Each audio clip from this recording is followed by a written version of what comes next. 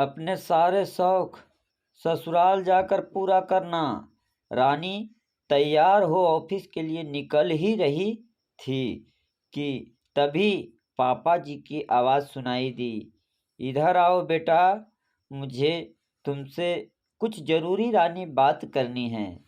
रानी ने कहा, पापा अभी मुझे देर हो रही है, ऑफिस का समय हो गया है, शाम को बात करते हैं। पापा ठीक है, जाओ। और वह निकल गई। उससे तो मोहन जी ने जाने को कह दिया, किंतु उसके जाते ही सीमा जी पर बरस पड़े। यह सब तुम्हारे लाड़ प्यार का ही करा धरा है। जो लड़की बात तक करने को तैयार नहीं, क्या जरूरत है नौकरी करने की? अगर करनी ही है तो अपने घर जाकर करे। कम से कम उसकी शादी कर अपने भार से मुक्त हूँ। मैं कहता हूँ कि समझाओ उसे, वह तो ना समझ है, परंतु तुम्हारी बुद्धि पर क्या पत्थर पड़ गए हैं? तभी सीमा जी ने आंखों में भर आए आंसुओं को रोकते हुए चुपचाप चाय के बर्तन उठाए और किचन में चली गई।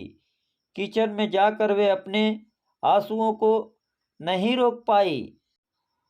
सलोनी, जो कि उनकी बहू थी, चुपचाप खड़ी खड़ी देख रही थी। उसकी समझ में नहीं आया कि वह क्या कहे। तभी बेटे अजय की आवाज़ आई, सलोनी कहाँ हो? मेरा टिफिन कहाँ है? मेरा ऑफिस बैग निकाला?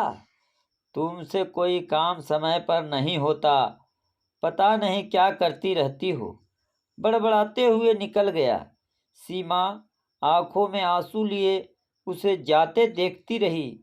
शाम को चाय पीने के बाद मोहन जी बहुत बेचैनी से रानी के आने का इंतजार कर रहे थे। तभी फोन पर बात करते हुए रानी ने घर में प्रवेश किया। रानी, अब समय है? मोहन जी की आवाज़ गूंजी। हाँ पापा, आती हूँ, सीमा जी बोली। थकी हुई आई है, पहले उसे कुछ चाय पानी तो कर लेने दो।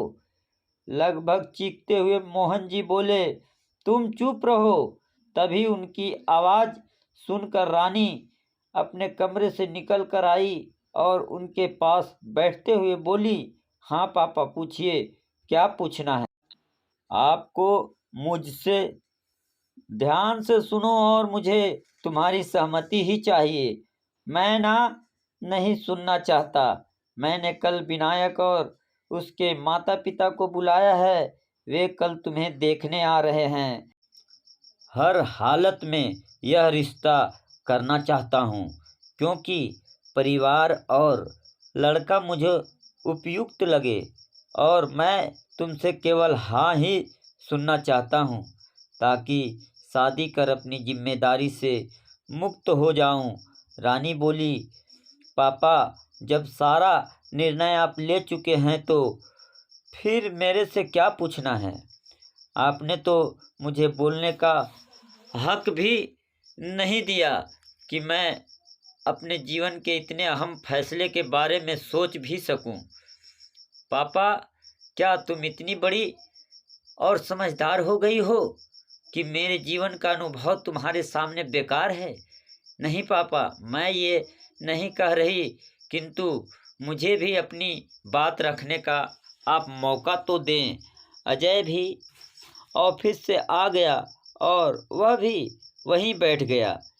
सलोनी सब के लिए चाय बनाकर वहीं ले आई और वह एक तरफ खड़ी हो गई, क्योंकि ससुर के सामने उसे बैठने की अनुमति नहीं थी।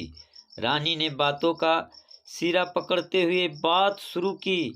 पापा, मैं बस इतना कहना चाहता हूँ कि मैं अभी शादी नहीं करना चाहती, कारण मेरे भी अपने कुछ अरमान हैं, इच्छाएं हैं, जिन्हें मैं पूरा करना चाहती हूँ।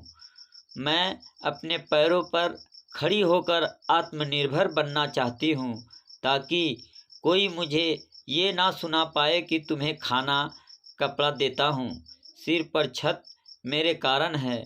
पापा, तू ये कैसी बातें कर रही है? अपने शौक अरमान सब जाकर अपने पति के घर पूरे करना। यदि पति और सास ससुर अनुमति दे तो, और यदि उन्होंने अनुमति नहीं दी तो कब और कैसे करूँगी? ये सब फिजूल की बातें हैं। ग्रेजुएशन कर लिया, शादी ब्याह कर अपनी गृहस्थी में रम जाओ। औरतों को यही शोभा देता है। हाँ, यही शोभा देता है कि जीवन भर अपनी स्वतंत्रता दूसरों की इच्छा पर गिरवी रख दो और फिर वे जैसा नाच नचाए नाचो। हर बात के लिए ताने उलाहने सुनो, और यदि तकलीफ में रोने का मन करे तो उसकी भी आज़ादी नहीं। घूट घूट कर सास ससुर पति बच्चों की तीमारदारी में अपने अस्तित्व को ही भुला दो। क्या तेरी माँ नहीं है? उसे क्या कमी है? खाना कपड़ा मकान क्या नहीं मिला उसे? मैं माँ की तरह महान नहीं हूँ, ना मैं उनका सा जीवन जी सकती हूँ जहाँ परिवार में अपना गम भी हल्का करने की स्वतंत्रता ना हो। कोई ऐसा मजबूत कंधा ना मिले जिस पर सर रख कर अपने आंसू बहा सके। पापा ने कहा, बहुत बड़ी हो गई है, बड़ी बड़ी बातें करने लगी है, कहाँ से सीखती है यह सब? कहीं तेरी माँ तो तुझे यह सब नहीं सिखाती? पापा जोर से रानी चिल्ला पड़ी। माँ को बीच में ना लाएं, ये सब मैंने सीखा है आपके माँ के प्रति व्यवहार से। जब छोटी थी तो नहीं समझती थी। माँ को रातों में रोते देख सोचती थी उनके कहीं दर्द हो रहा है। मैं पूछती थी, माँ क्यों रो रही हो, दवा लगा दूं? तब मेरी बाल सुल्लभ बातें सुनकर हंस पड़ती। आंखों में आंसू, ओठों पर मुस्कान, यही थी उनकी पहचान।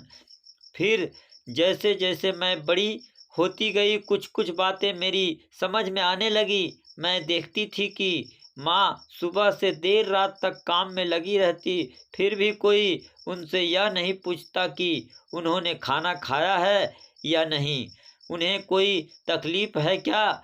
दादी दादू चाचू बुआ और आप भी सब उन पर सवार रहते कि यह नहीं किया वह नहीं किया। हर समय जली कटी सुनाना, ताने उलाहने मारना, नानू के घर को लेकर उन्हें उल्टा सीधा बोलना। और अब जब मैं पूरी तरह सब समझ गई है तो कम से कम मैं तो ऐसा जीवन नहीं चाहूँगी। आपने कब एक अच्छा पति बन माँ का साथ निभाया? आपने माता पिता भाई बहन के कहे अनुसार ही आपने भी तो उन्हें अपमानित किया। अपना घर, माता पिता भाई बहन सबको छोड़ आपका हाथ पकड़कर आपके भरोसे वह इस घर में आई थी। क्या सपोर्ट दिया आपने माँ को? क्या कभी आपने माँ से पूछा कि वह क्या चाहती है, उन्हें क्या अच्छा लगता है?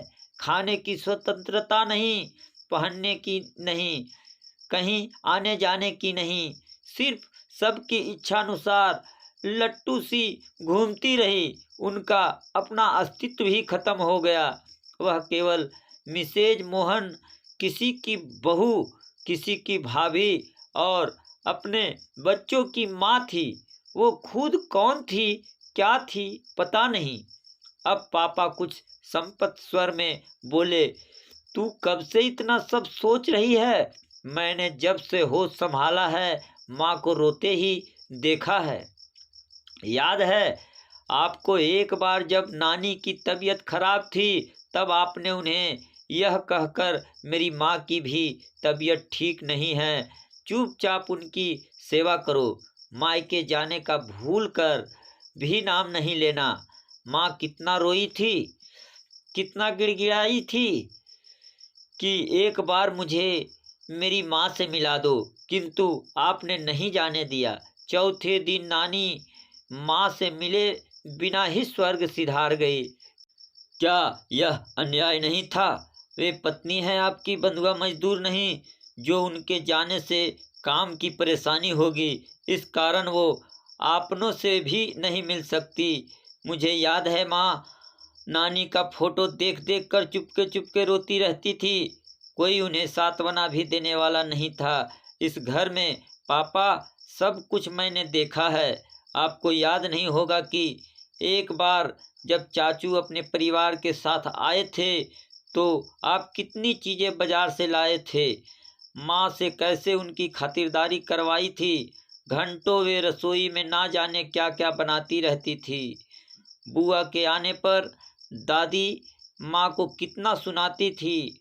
ननद आई है, ये बना वो कर। माँ चुपचाप करती रहती, किंतु आज तक कभी मेरी मौसी अपनी बहन से मिलने नहीं आ सकी। मुझे याद है एक बार जब मामा आए थे, वे कितना कुछ लेकर आए थे। पूरे परिवार के लिए कपड़े, माँ के लिए अंगूठी, फल, मिठाई। फिर भी आपने उनसे सीधे मुंह बात नहीं की।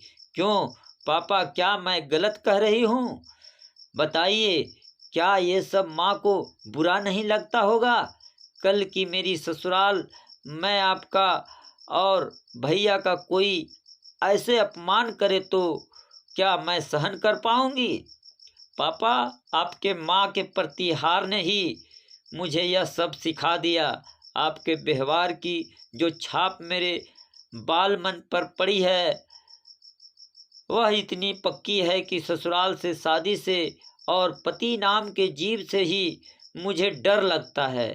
इसलिए मैं शादी ना करके स्वतंत्र रहना चाहती हूँ। आज बेटी की बात सुनकर मोहन जी निरुत्तर थे। वह कहीं भी कुछ भी गलत नहीं बोल रही थी। आज वे अपने व्यवहार के लिए शर्मिंदा थे। फिर भी वे अपनी बेटी को समझाते हुए बोले, बेटा, जैसे 5 उंगलियों बराबर नहीं होती, वैसे ही हर ससुराल और पति भी एक जैसे नहीं होते। फिर हमारा जमाना और था, अब नई पीढ़ी में बदलाव आ गया है। नई पीढ़ी के बच्चे अपनी पत्नी का ध्यान अच्छे से रखते हैं। तू चिंता मत कर। हाँ, जैसे मेरे भैया मेरी सलोनी भाभी का रखते हैं। क्या उम्र अभी उनकी, आप लोगों ने उन पर कितनी पाबंदियां लगा रखी है। साड़ी पहनो, सिर ढको, कोई और ड्रेस का तो सोचना ही नहीं। कोई पूछता है कि उन्हें क्या खाना पसंद है, कहाँ आना जाना चाहती है, वो जीवन में क्या शौक रखती है, क्या करना चाहती है। भैया ने कभी जानने की कोशिश की? यदि भैया इतने ही समझदार होते तो वे माँ की तकलीफ समझते, उसे कम करने का प्रयास करते। वे मुझसे 4 साल बड़े हैं, किंतु वे तो आपके नक्शे कदम पर चलकर पत्नी नामक जीव को अपने पैरों की जूती ही समझते हैं। माँ की स्थिति में और भाभी की स्थिति में क्या अंतर है? सिवाय इसके कि दादी की तरह माँ उन्हें कभी परेशान नहीं करती, सो वह कमी आप पूरी करते हैं। माँ के साथ कि मोना आंटी, रिया आंटी और भी ये सब कितना खुश रहती है, वह तो आपके ज़माने के हैं। अब भैया की शर्मिंदा होने की बारी थी। बाप बेटे अपने व्यवहार के कारण बगले झक रहे थे। शब्द उनके मुंह से नहीं फूट रहे थे। आज बेटी ने उन्हें सच का आईना जो दिखा दिया था। पापा, मैं स्वतंत्रता के एवज कोई सुख ना नहीं चाहती।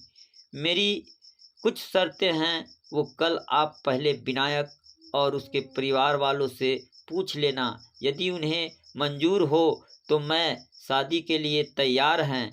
मैं अपनी इच्छा, अपने अरमान पूरे करूंगी, नौकरी करूंगी। मुझे मेरे मायके के नाम पर ना तो कोई उलाहना देगा और ना आप लोगों से मिलने से कोई रोकेगा। जब इच्छा होगी मैं आप लोगों से मिलूंगी। मेरे मायके वालों का परिवार में उतना ही सम्मान होगा जितना उसके परिवार वालों का। मेरे पहनने, खाने, आने जाने पर कोई रोक टोक नहीं होगी। जैसे मैं रहना चाहूँगी रहूँगी। यदि उन्हें ये सब मंजूर है तो ही बात आगे बढ़ेगी, नहीं तो मैं जीवन में उस सुपात्र का इंतज़ार करूँगी जो मुझे और मेरी भावनाओं को समझेगा, मेरा साथ कदम कदम पर देगा, जो मुझे केवल अवैतनिक कर्मचारी 24 घंटे 365 दिन की नासमझ वास्तव में मेरे सुख दुख का साथी होगा, मेरा पति होने के साथ साथ वह मेरा दोस्त भी होगा, जिससे मैं बिना डरे बिना झिझक अपने मन की बात कर सकूं। जब मुझे ऐसा साथी मिलेगा तब मैं आपकी अनुमति से उससे शादी कर लूँगी। आप मेरी चिंता छोड़ दें। पापा और भाई अपनी करनी पर सिर झुकाए निरुत्तर थे और रानी उठकर अपने कमरे में चली गई। दूसरे दिन से रानी को घर में पापा और भैया के व्यवहार में बदलाव नजर आया। सीमा जी को अपनी बेटी पर गर्व था। उनकी बेटी को उनकी तरह घूट घूट कर जिंदगी नहीं गुजारनी पड़ेगी और इस प्रकार निर्दय इंसान को हमेशा झुकना ही पड़ेगा। आपको यह कहानी कैसी लगी हमें कमेंट के माध्यम से ज़रूर बताएं और कहानी के प्रति कोई राय देना चाहते हैं तो हमारे चैनल को सब्सक्राइब ज़रूर करें। धन्यवाद।